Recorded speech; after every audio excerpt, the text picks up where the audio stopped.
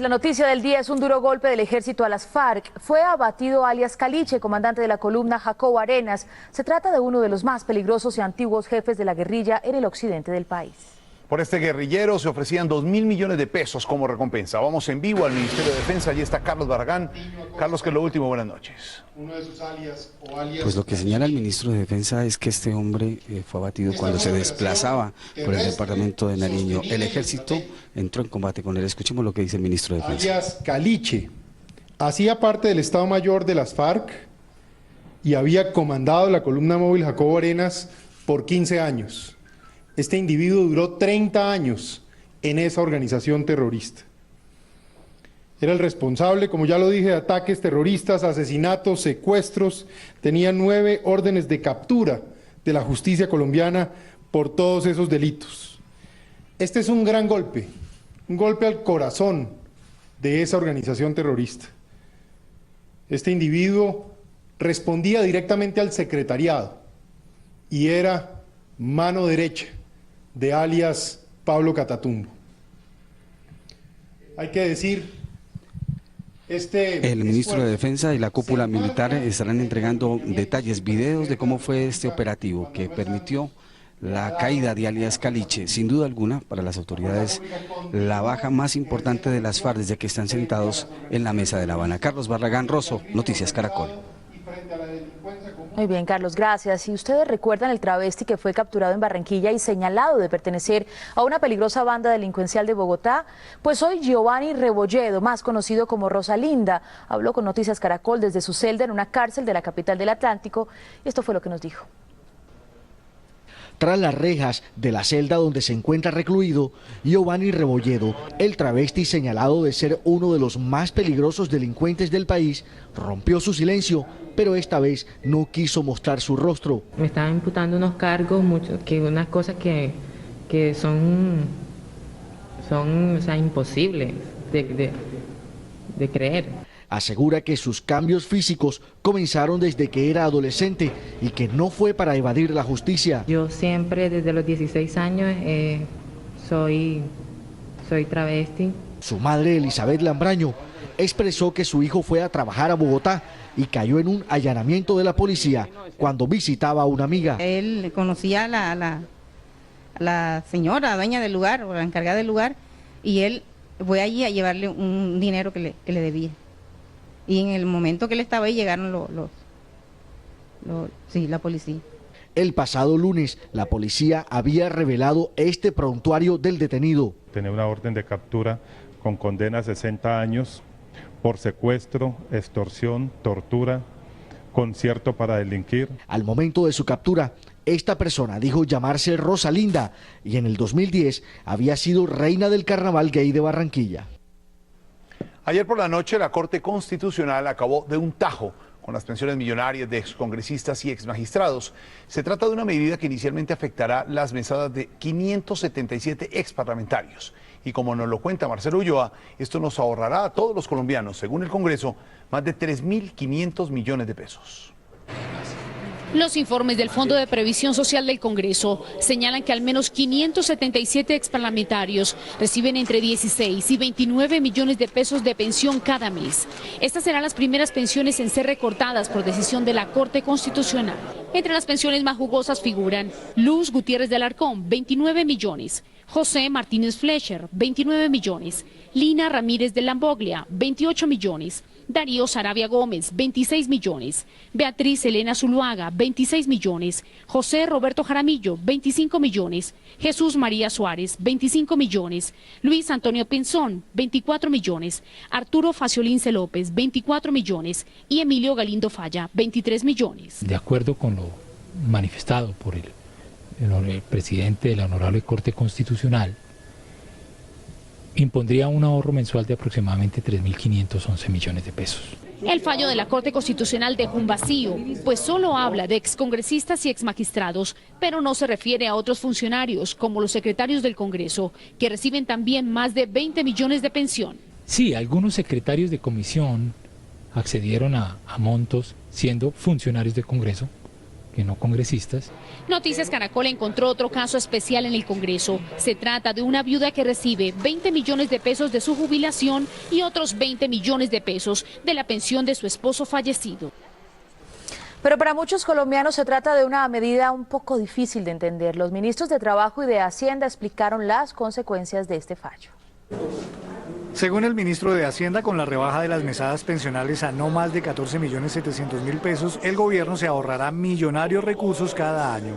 El ahorro de esto significará 72.000 millones de pesos adicionales. Ese dinero se invertirá en ayudar a los más pobres. Vamos a poderle dar un subsidio de 65.000 pesos a 72.000 ancianos indigentes. El fallo de la Corte Constitucional afectará a 1.171 pensionados. Aquí hay excongresistas, exmagistrados, están exfuncionarios de los entes de control, de las gobernaciones, Cajanal, Foncompuertos. El ministro de Trabajo, por su parte, explicó que todas las mesadas se ajustarán al nuevo tope y que las que tengan presunción de ilegalidad serán revisadas. Estaremos atentos a cumplirlas dentro de los términos que la Corte ha establecido, pero me parece una gran lección en el sentido de que la equidad tiene que primar.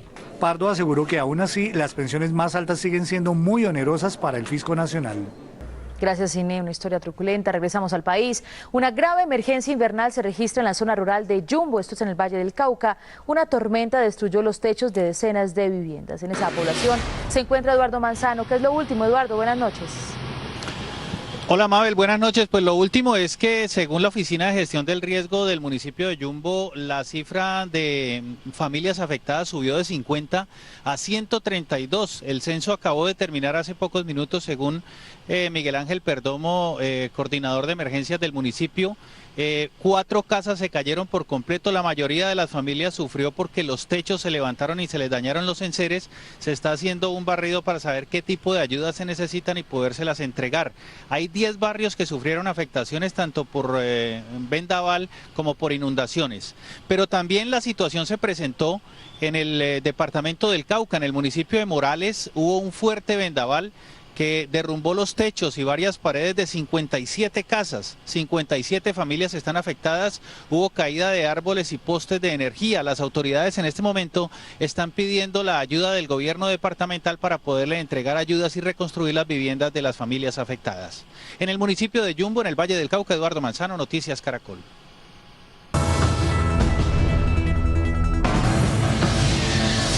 Hoy se conocieron nuevas y muy graves denuncias en contra de la firma inversionista Interbolsa en el Congreso. Según el representante Simón Gaviria, en esa entidad se lavaron dinero del carrusel de la contratación de Bogotá. Esta denuncia provocó una fuerte reacción del ministro de Hacienda, Mauricio Cárdenas. Tras el debate sobre el descalabro de Interbolsa adelantado en el Congreso, el ministro de Hacienda, Mauricio Cárdenas, calificó con fuertes términos a la firma inversora. Lo que parecía un fenómeno de manipulación de precios, de captaciones indebidas, pues está generando la sensación de que lo que ocurría allí era una verdadera cloaca. Las declaraciones del ministro fueron generadas por las denuncias que sobre Interbolsa hizo el representante de la Cámara, Simón Gaviria, quien señaló que esa firma lavaba dinero del carrusel de la contratación de Bogotá. Que se prestaron para un lavado de activos masivo, donde hay indicios no solo de temas de narcotráfico, sino también de sobornos que se lavaban a través de estas cuentas. Pero allí no pararon las denuncias. Según el superintendente financiero Gerardo Hernández, funcionarios de su entidad que investigan el descalabro de Interbolsa han sido amenazados. Los amenazaron, como se dice vulgarmente en el argot futbolístico, los apretaron, les dijeron que dejaran las cosas así y pues ahí está, ayer se tomó la decisión y ellos responsablemente han seguido haciendo su trabajo. Tras el debate, el representante Simón Gaviria envió copia de sus revelaciones a la Fiscalía General para que esa entidad se encargue de la investigación formal. Y estas imágenes nos llegaron hace tan solo algunos minutos desde la Cámara de Representantes. En ellas se ve a María Corina Machado, una de las voces más fuertes de la oposición en Venezuela. Después de una votación en el recinto, los parlamentarios la autorizaron para hablar ante la plenaria. La política venezolana describió cómo fue la agresión de la que fue víctima en la asamblea de su país y dijo que en nuestro país sí hay democracia. El vicepresidente de los Estados Unidos, Joe Biden, anunció que viajará a Colombia, a Brasil y a Trinidad y Tobago a finales de este mes. Biden hizo el anuncio al destacar que su visita, como el reciente viaje de Obama a países de la región, busca aprovechar las nuevas oportunidades que ofrece América Latina. Por eso el presidente viajó a México y Costa Rica, y por eso yo viajaré a Colombia y a Brasil en las semanas que vienen. Este es el periodo de encuentros de alto nivel más activo en mucho tiempo. Orillas del Mar Caribe, en el área metropolitana de Barranquilla, se encuentra Puerto Colombia. Y allí, estos artistas plásticos, oriundos del El Malecón, uno de los atractivos turísticos de Puerto Colombia. Para darle un sentido de pertenencia a este camellón que estaba un poco olvidado. Son más de 80 obras inspiradas en el agua y en el aire, plasmadas en estas bancas del Malecón turístico de Puerto Colombia. En sus pinturas, los artistas le ponen el alma y dejan su mensaje. Es un planeta y el agua sale pidiendo ayuda. Estamos acabando con ella. Con sus pinceladas, convirtieron estos asientos en obras de arte. Para conservar sobre todo las especies, tanto marinas como las aves, que la cuidemos y que cuidemos el medio ambiente también. Los artistas de Puerto Colombia se lucieron con cangrejos, soles y hermosos paisajes que nos hacen reflexionar sobre nuestro papel frente al medio ambiente. Ahora buscan nuevas playas para adornar con sus obras. Gracias por estar con nosotros. El histórico puente de Boyacá fue escenario hoy de otra batalla campal entre campesinos y policías. Los enfrentamientos se produjeron en el marco de las protestas de cultivadores de papa. Este es el momento en el que varios campesinos atacan con piedra a un camión que se movilizaba entre el puente de Boyacá y el municipio de Venta Quemada. De inmediato un grupo de antimotines disparó gases lacrimógenos. En segundos se formó una batalla campal entre los agricultores y la policía. Los cultivadores dicen estar dispuestos a mantener la protesta, que busca mejores precios en la venta de la papa. Nosotros los campesinos exigimos que el gobierno nos atienda, que le pare bolas al agro campesino, porque no es solo pararle bolas a la guerrilla. Los papicultores de este paro afirmaron que si en las próximas horas no se llega a un acuerdo con el gobierno nacional, llegarán más campesinos de Chiquinquirá, Duitama, Sogamoso y Aquitania.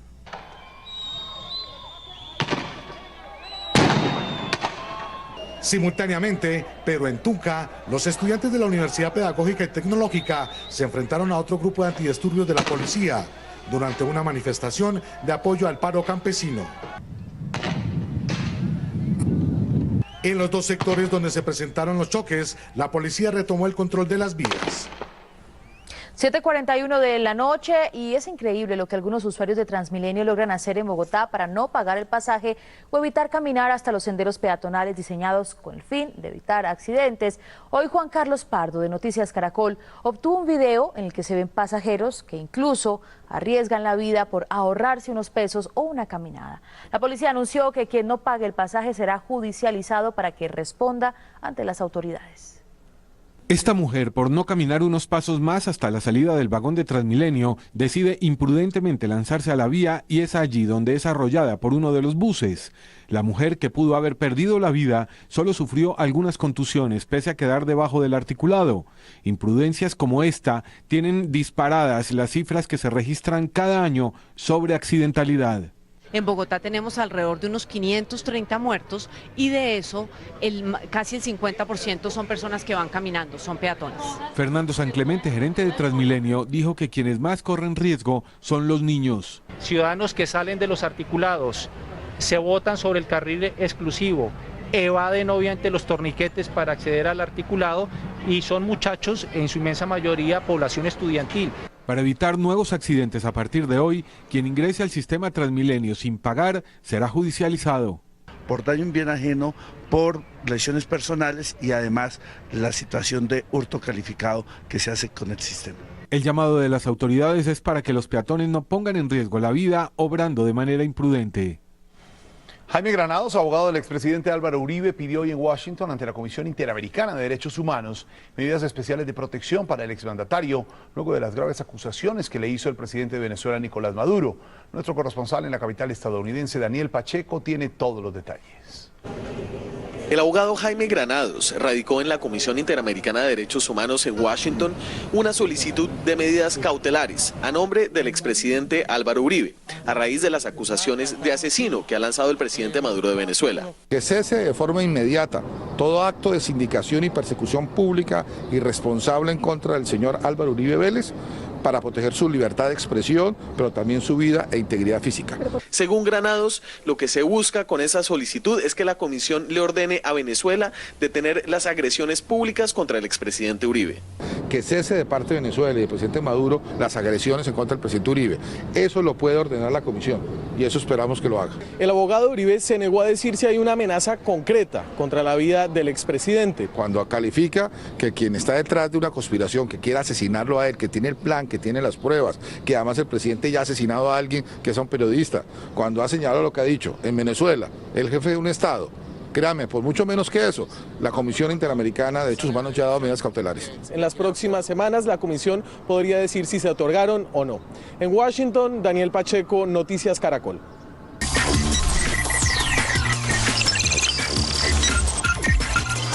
Aquí va el código. Un reciclador es protagonista en las redes sociales. Su nombre es Sergio Amaya y su gracia consiste en hablar de lo que él denomina el cartucho estrato 7. Escúchenlo. El cartucho, segundo sector, mis queridos televidentes, es el edificio que está ahí, el Congreso de la República, donde están los ñeros de estrato 7. Es uno de los más vistos por estos días.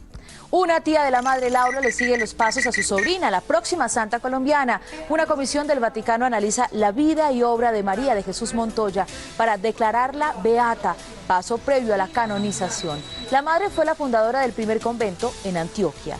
Tía y sobrina, familia de santos. Guillermo Alfonso Jaramillo dejó la Secretaría de Salud del distrito para ocuparla de gobierno. El alcalde Petro lo posesionó en el Palacio Lievano. Yo pertenezco al batallón suicida de Gustavo Petro. Y se está cargando el último código. Les presento la nueva campaña de turismo de Colombia que busca resaltar los atractivos de las 5 regiones de nuestro país y la alegría de nuestra gente. 56 parques naturales nacionales. Más de 700 ferias y fiestas. Mañana el Ministerio de Comercio, Industria, Turismo y el Fondo Nacional del Turismo lanzan la campaña de la que Jorge Celedón es su voz oficial. Y el recomendado de código con motivo del mes de las madres. Expo Joyas evento realizará desde hoy hasta el 12 de mayo la 5ª exposición de joyería, relojería y productos similares en el círculo de suboficiales de las fuerzas militares, donde estarán empresarios y diseñadores exhibiendo sus productos. Y hasta aquí el código Caracol. María Corina Machado es una de las voces más destacadas de la oposición en Venezuela. Ella llegó hoy a nuestro país luego de ser violentamente golpeada en plena Asamblea Nacional por miembros de la oposición. En conversación con nuestro director Luis Carlos Vélez, cuestiona la reacción de Colombia ante la difícil situación que se vive en su país. Noticias Caracol investiga.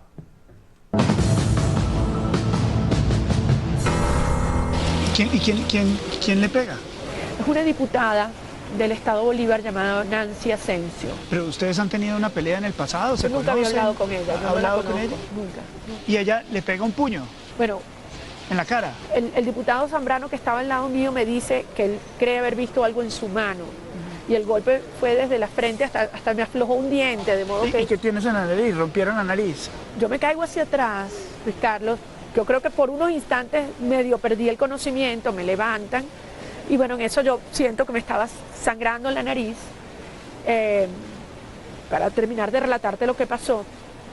Y yo me levanto porque yo estaba coordinando la sesión y veo que nos siguen agrediendo y que la sesión continúa. Entonces yo voy hasta el estrado, hasta la directiva, y le digo al teniente Cabello, su responsabilidad y su obligación es la seguridad de los diputados, nos están matando a golpes, usted tiene que detener esto. Y mientras yo estoy hablando con él, la misma señora viene hacia mí, me toma por el cabello, me tira al piso y me comienza a patear. ¿Falta más fuerza de las declaraciones de Colombia desde su punto de vista? ¿Cuáles declaraciones? ¿Cuáles declaraciones? Para usted son inexistentes. Pero es que lo que estamos viendo es cómo se destruye, ya no solamente el sistema democrático, es la república, es la abolición de la república. El hecho de que el presidente Juan Manuel Santos haya asistido a la toma de posesión de Nicolás Maduro. Aquí lo que ha ocurrido es una sucesión de engaños. No solamente fue el gran fraude del 14 de abril, pero el gran engaño de las horas subsiguientes. Tanto el señor Maduro como Tibisay Lucena, la presidenta del Consejo Nacional Electoral, se comprometieron con Venezuela en que se iba a realizar una auditoría integral del proceso electoral en los términos que Enrique Capriles lo había solicitado. Públicamente aceptaron hacerlo. Y sobre esa condición se reúne UNASUR en Lima el 18 en la noche, el jueves 18, 4 días después de la elección.